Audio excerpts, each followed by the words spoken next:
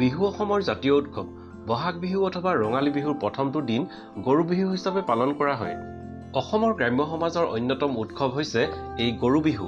গৰু বিহুৰ দিনা ৰাতিপুৱাই শুই উঠি গৰুকেইটাক নদীৰ পাৰলৈ লৈ যোৱা হয় আৰু মাহ হালধি ঘঁহি গা ধুওৱা হয়। দীঘলতি মাখিয়তী পাতেৰে গৰুৰ গাত কোবাই লাও বেঙেনা খুৱাই ঘৰৰ গৰুকেইটাৰ দীৰ্ঘায়ু আৰু নশক্তি কামনা কৰে। গধূলি সময়ত গোহালিৰ আগত এইদৰে জাক দি মহ মাখিৰ আক্ৰমণৰ পৰা গৰুকেইটাক বচাই ৰখা হয়। লগতে গৰুকেইটাক নতুন পঘাৰে বন্ধা হয় আৰু বিশেষভাৱে তৈয়াৰ কৰা পিঠা আদি খুওৱা হয়। গৰু বিহুৰ দিনাৰ মূল বৈশিষ্ট্য হ'ল ঘৰৰ গোহালিৰ গৰুকেইটাৰ মংগল তথা সুস্বাস্থ্য কামনা কৰা আৰু তাৰ অৰ্থে ভগৱানৰ ওচৰত প্ৰাৰ্থনা জনোৱা। দৰ্শকসকল, গৰু বিহুৰ দিনা 100 এবিধ শাক খোৱাৰ পৰম্পৰাও অসমীয়া সমাজত চলি আহিছে। লগতে গৰুৰ চাকত দিয়া লাও বেঙেনা হালধি থেকেৰা আদি খোৱাও পৰম্পৰা আছে। লোকবিশ্বাস অনুসৰি এই 100 এবিধ শাক খালে বছৰটোৰ বাবে বহু ৰোগ ব্যাধিৰ পৰা পৰিত্ৰাণ পাব পাৰি। নমস্কাৰ দৰ্শকসকল, সকলোকে ৰঙালী বিহুৰ হিয়া ভৰা আন্তৰিক শুভেচ্ছা জ্ঞাপন কৰিলোঁ। আজি মই আপোনালোকক লৈ যাবলৈ ওলাইছোঁ এগৰাকী আইতাৰ ওচৰলৈ। গতিকে দৰ্শকসকললৈ মোৰ অনুৰোধ থাকিল যে আপোনালোকে ভিডিঅ'টো সম্পূৰ্ণকৈ চাব আৰু আইতাৰ মুখৰ পৰা এই 100 এবিধ শাকৰ গুণাগুণৰ বিষয়ে নিশ্চয় জানিব পাৰিব। কথাটো পাহৰি গৈছেনে? এইডাল হ'ল ৰঙালাও, বুজিছে নাই? এইজোপা লাই যাবই তাৰমানে কি কামত লাগে মই কথাটো কৈ দিলোঁ। আজি বিহুৰ দিনা পাতত দি থৈ পেলাই নাকত যদি শুঙে তেতিয়া মূৰ কামৰণি, মূৰৰ বিষ এইবিলাক চববিলাক নাশ হয়। এইজোপা হ'ল মচন্দৰী, সকলো মানুহে খায়। এই পাতটো তাৰমানে এনেকুৱা দৰকাৰ নহয়, মুখত যদি ঘাঁ লাগে, এইটো কেউলচিঙা দাঁতৰ গুৰিত এইবিলাক ফুৱা ফুৰি হয়, তেতিয়া এইটো চোবাই দিলে এইটো কি মুখৰ ঘাঁ আৰু হেৰিবিলাক ভাল হৈ যায়। এইজোপা নৰসিংহ পাত, এই প্ৰেছাৰ হাই প্ৰেছাৰ মানুহে খালেও ভাল আৰু এনেও খাই থাকিলে মাজে সময়ে ভাল। তাৰপিছত এইজোপা শাক খালে কি হয়, ভোকো লাগে আৰু মূৰ ঘূৰণি থকা মানুহৰ মূৰ ঘূৰণিটো কমটি হয়। ইংৰাজ বুলি ক'লে বহুত মানুহে চিনি পায়। এইজোপা বৰ দৰকাৰী গছ, তাৰমানে অসমীয়া মানুহৰ তাৰমানে দৰকাৰী গছ। মাইকী মানুহে তাৰমানে ধৰি লওক বোৱাৰী জীয়ৰীয়ে তাৰমানে পিচি পেলাই যদি মূৰত সানে, সেই কিনাবিলাক ৰং নাসানি এইটো সানি দিলে কামত দিয়ে, বুজিছেনে? কিনাৰ ৰংটো কিনিবহে লাগিব। এইডাল পিচি পেলাই যদি সানি দিয়ে নহয়, পিচি থাকোঁতেই ক'লা হয়। এতিয়াও বৰমা আইতাৰ তাৰমানে পেপাৰ চুলি পকাই নাই চা। 1942 চনত জন্ম। এইজোপা গৰুখিচ বুলি কয়, গৰুৱে খুব খায়, বুজিছেনে? যদি এইটো পেটত খুব গৰম হ'লে এইকেইটা গুটি, ইয়াত গুটি আছে দেখিছ নাই, চেচুৱাৰ নিচিনা। এই গুটিকেইটা যদি পিচি পেলাই তই যদি নিমখ অকণ দি পেলাই খাৱ, তেতিয়া তাৰমানে কি হ'ব, পেটৰ গৰমটো ওলাই আহিব, বুজিছনে? এই পথাৰে চথাৰে গোটেই সকলো জেগাতে পায়। এইজোপা বৰ দৰকাৰী গছ, গৰুখিচ বুলি কয়। এইজোপা নুনী পাত, নুনী গছৰ গুটি যিমান কামত দিয়ে আৰু পাতটো তাতকৈ বেছি কামত দিয়ে। এই শাকৰ লগত তাৰমানে নুনী পাত এটা দিবই লাগে, তেতিয়া তাৰমানে কিছুমান কথাৰ কাৰণে খুব ভাল। খাই আছে কোন? এই বছৰেকৰ বিহু বুলি পেলাই তাৰমানে আমি বাঁহৰ কোমোৰা এটা হ'লেও এই ভাজিকণত দিওঁ। তেতিয়া আমাৰ ল'ৰাই খাওক, বাঁহ পাতৰ সমান আয়ুস হওক বুলি পেলাই মনতে ভাবি পেলাই ভাজিকণ বনাই পেলাই দিলে বহুতখিনি কামত দিয়ে। এনেই আৰু কেঁচাই যদি বাঁহৰ কোঁহ লৈ পেলাই এই থৌকণ খাই কিমি নাখাওঁ। এই বাঁহৰ থৌকণ যদি এইকণ কামুৰি পেলাই খোৱা হয় ল'ৰা ছোৱালীক খুব খোৱাব লাগে। এই থৌকণ যদি চোবাই পেলাই খায় তেতিয়া কিমি নাশ হয়। এইডাল বিহলঙনি গছ, বুজিছনে? বিহলঙনি সদায়ে এডাল যদি ভাজি শাকত দি পেলাই খায় বা দুডাল খাবলৈ খুব ভয় কৰে কিছুমানে, মই যে ভয় নকৰোঁ। বিহলঙনি কোমল থুৰিডাল আনি পেলাই যদি ভাজিত দিয়, লাই শাকৰ ভাজিতে বা ক'ৰবাতে দিয়, তোৰ গা বিষ, আমুকৰ বিষ কিবা কিবি এইবিলাক ভাল হৈ থাকে। কচু শাক সকলোৱে খায়, কিহত দিলে খাই ভাল লাগে সেইটো সকলোৱে জানিব। এজোপা হ'ল পিয়ালি পালেং। বুজিছানে? পিয়ালি পালেং আৰু সকলোৱে জানে কেনেকৈ খাব লাগে। জানে নাজানে? বিলাহী দি পেলাই মাছৰ সৈতে আঞ্জা বনাওকচোন, টকালি টকালি খাব, নাখাবনে? এইজোপা হ'ল শুকলতি গছ। বুজিছানে? শুকলতি আগ যদি আৰু পচতীয়া আগ পিচি পেলাই কোমল কোমল আলুৱে সৈতে খাই গধূলি খাই শুব লাগে, দিনত নহয়। এইডাল পচতীয়া পাত। বুজিছানে? আমাৰ ঘৰত যেনিবা পচতীয়া বৰ বনাই বনাই খাই থাকোঁ।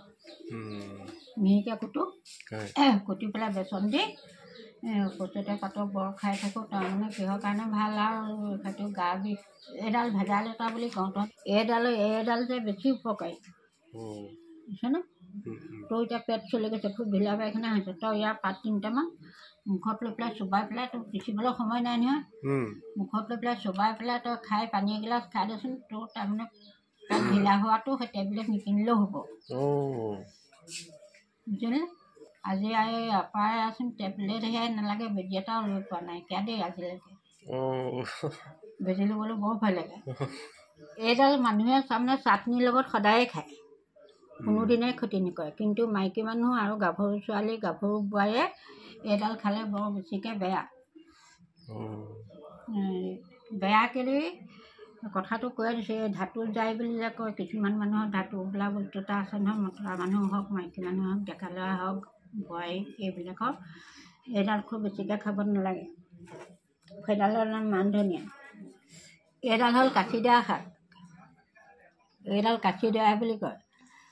জণ্ডিছ হ'লে দৰৱটো শিকাই দিছোঁ তোক। জণ্ডিছ হ'লে একেবৰণীয়া গৰুৰ গাখীৰ আৰু ইয়াক আগ একোচা আনি পেলাই পিচি তাৰ ৰসকণে সৈতে জণ্ডিছৰ যদি খাই দিয়, তেতিয়া তাৰমানে ডাক্তৰৰ দৰৱ নোখোৱাকৈও পাৰি। এইডাল ঢেকীয়া শাক সকলোৱে খায়, কিহত খালে ভাল আৰু সকলোৱে জানে। এইডাল হ'ল নেপালী শাক। বুজিছানে? নেপালীবিলাকে একদম এনেই মূৰত বোজা লয় নেকি, তাহাঁতৰ তাৰমানে শক্তিকাৰী বস্তু এইডালে। তাৰমানে তাহাঁতি বোজাটোও আনেগৈ, সেই শাকডালো আনে। এইডাল হ'ল খুতৰা যে বগা খুতৰা, এইডাল জুলি মিলি। এইজোপা হ'ল বন জালুক। বন জালুক তাৰমানে বহুত উপকাৰী বস্তু। এইডাল হ'ল লফা শাক। লফা শাকে 100 বিধৰ শাকৰ লগত মই এডাল দুডালকৈ বুটলি আনিছোঁ। লফা শাকৰ যদি গছজোপা যদি শুকুৱাই থৈ দিয়ে, তেতিয়া তাৰমানে গৰম দিনত যদি খুব গৰম উঠে, ল'ৰা ছোৱালী পায় তেতিয়া সেইডাল খাব পাৰি। এইডাল শুহনি গছ বুলি কয়।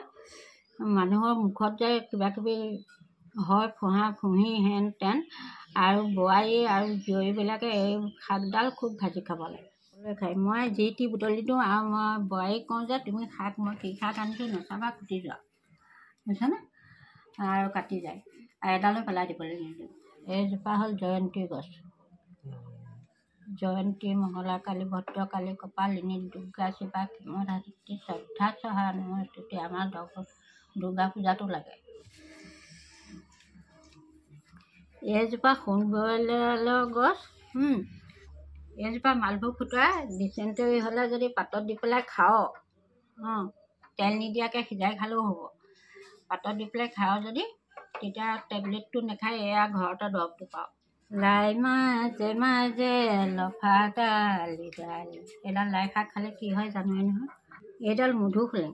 বুজিছানে? মধুসোলেংডাল লাগে কেলে, তাৰমানে ধৰি লওক দাইলত দি খাবলৈও ভাল, এনেও তাৰমানে পিটিকা চাটনি।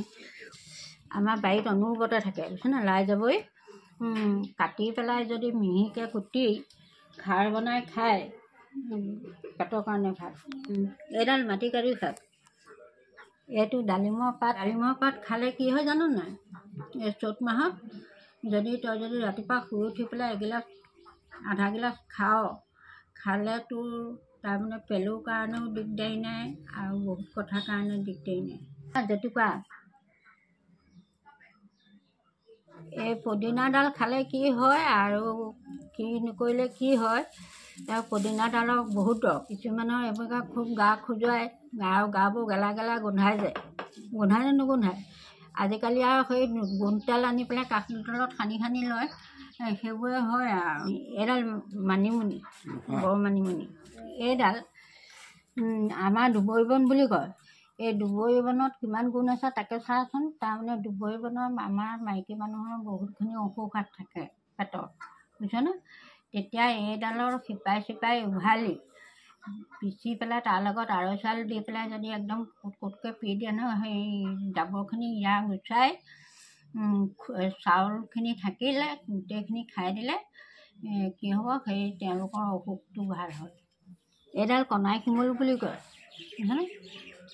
কণাই শিমলু তাৰমানে আমাৰ মাইকী মানুহৰ আৰু ডেকা ল'ৰাই খুব খাব লাগে। এতিয়া নাখায় যে। আৰু চকুত আচিনাই হ'লে ইয়াৰ আঠাটো চকুত লগাই দিলে আচিনাইটো সৰু হৈ যায়। বা খোহনি গছ বুলি কয়। যদি মুখত কিবা কিবি লাগে, হেৰি লাগে, যিটো মুখত লৈ থাকিলে গোটেই লাল বীজ চববিলাক ওলাই আহিব। আৰু শাকডাল ভাজি খালে ভাল। এই শাকৰ ভাজিৰ লগত যদি কলগছৰ কুমলীয়া থোৰটো দিয়ক, তেতিয়া ভাজিকণো খাবলৈ ভাল হ'ল। কলগছ বিহু এসপ্তাহৰ পিছত বা বিহুতেহে খাব। 100 বিধ শাকৰ লগত এইডাল দিব লাগে। দৰ্শকসকল, এই 100 এবিধ শাক পোৱা সম্ভৱ নহ'লেও বহুতে ইয়াৰে 7 বিধ শাক আনি ব্যঞ্জন কৰি খায়। সেইবাবে ইয়াক বহুতে হাতশাকী বুলিও কয়। এই শাকসমূহৰ উপৰিও অসমীয়া সমাজত জেতুকাৰো কিছু মহত্ব আছে। গৰু বিহুৰ দিনা জেতুকা পিহি ঘৰৰ সকলোৱে লগোৱাৰ উপৰিও কেঁচা জেতুকাৰ ৰস অকণ খোৱাৰো নিয়ম আছে। এনে কৰিলে বছৰটোত বিভিন্ন ৰোগৰ পৰা মুক্তি পায় বুলি বিশ্বাস কৰা হয়। দৰ্শকসকল, গৰু বিহুৰ দিনা খাবলৈ অনা ব্যঞ্জনবোৰৰ ভিতৰত অন্য এবিধ ব্যঞ্জন হৈছে আমৰলি পৰুৱা। অসমীয়া সমাজত এই আমৰলি পৰুৱাৰো এক গুৰুত্ব আছে। যিহেতু আমৰলি এবিধ সৰ্বভক্ষী পৰুৱা, গতিকে এই আমৰলি পৰুৱাকে 100 এবিধ শাকৰ সমষ্টি বুলি গণ্য কৰা হয়। যিহেতু বৰ্তমান আমৰলি পৰুৱাৰ সংখ্যা দিনক দিনে কমি আহিছে, গতিকে সকলো ৰাইজৰ পক্ষে আমৰলি পৰুৱা খোৱাটো সম্ভৱপৰ হৈ থকা নাই। গতিকে বিলুপ্তি হ'বলৈ ধৰা এই প্ৰাণীবিধক সংৰক্ষণ কৰাটো আমাৰ সকলোৰে দায়িত্ব হৈ পৰিছে। আধুনিকতাৰ ঢৌৱে জগতৰ সকলো বস্তুলৈকে পৰিৱৰ্তন কঢ়িয়াই অনাৰ পৰিপ্ৰেক্ষিতত গৰু বিহুৰ লগত জড়িত বিভিন্ন নিয়ম প্ৰথাৰ লেহেমীয়া পৰিৱৰ্তন হোৱাটো স্বাভাৱিক। নৈপৰীয়া মানুহখিনিৰ বাহিৰে বাকী ৰাইজৰ বাবে নদীৰ পাৰলৈ নি গৰুক গা ধুওৱা এক প্ৰকাৰৰ অসম্ভৱ কথা। সাম্প্ৰতিক যুগত ব্যস্ততাৰে ভৰা অসমৰ জনজীৱনত অসমীয়া ৰাইজে কিন্তু পহৰা নাই গৰু বিহুৰ নীতি নিয়মৰ কথা। ফলস্বৰূপে আজিও অটুট আছে তাহানিৰ পৰা চলি অহা গৰু বিহুৰ লগত জড়িত বিভিন্ন নিয়ম আৰু প্ৰথা। দৰ্শকসকল, আজিৰ ভিডিঅ'টো ইমানেই আছিল। ভিডিঅ'টো চাই কেনে পালে কমেণ্ট বক্সত নিশ্চয় জনাব। লগতে লাইক, শ্বেয়াৰ আৰু চেনেলটো ছাবস্ক্ৰাইব কৰি দিবলৈ নাপাহৰিব।